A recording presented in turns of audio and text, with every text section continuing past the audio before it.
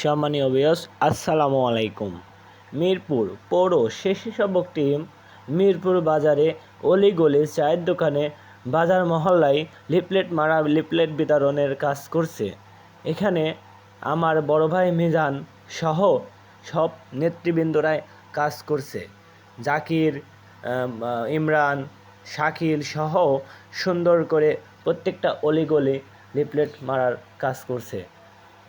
আমার বড় ভাই মিজান সবুজ আপনাকে কিছু জানাতে চাই, কথা বলবে আপনাদের মাঝে। কুষ্টিয়া 2 মিরপুর ভেড়ামারা বিএনপির দুর্দিনের কাণ্ডারি, মিরপুর ভেড়ামারা গণমানুষের প্রাণের নেতা, তরুণ প্রজন্মের অহংকার, গরিব অসহায় মানুষের বিশ্বস্ত নাম, প্রাণপ্রিয় নেতা ব্যারিস্টার রাকিব চৌধুরী চান যে মিরপুর ভেড়ামারায় সন্ত্রাসী, দুর্নীতি, চাঁদাবাজ এবং মাদক মুক্ত, নারী নির্যাতন মুক্ত একটি পরিবেশ তিনি দেখতে চান, একটি সুষ্ঠু পরিবেশ দেখতে চান।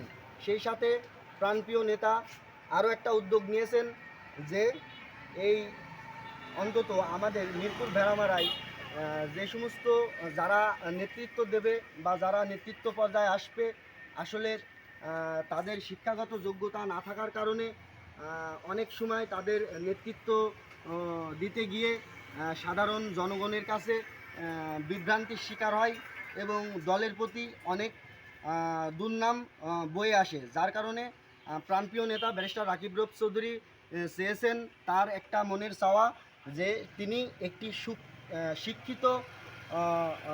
শিক্ষিত উন্নত সমাজ ব্যবস্থা গড়ে তোলার তার লক্ষ্য। এটা একটা আমাদের কথা ছিল। আর আপনি সবুজ ইতিমধ্যে জানেন যে আমাদের দলের ভারপ্রাপ্ত চেয়ারম্যান জনাব তারেক রহমান আমাদের নির্দেশ দিয়েছেন।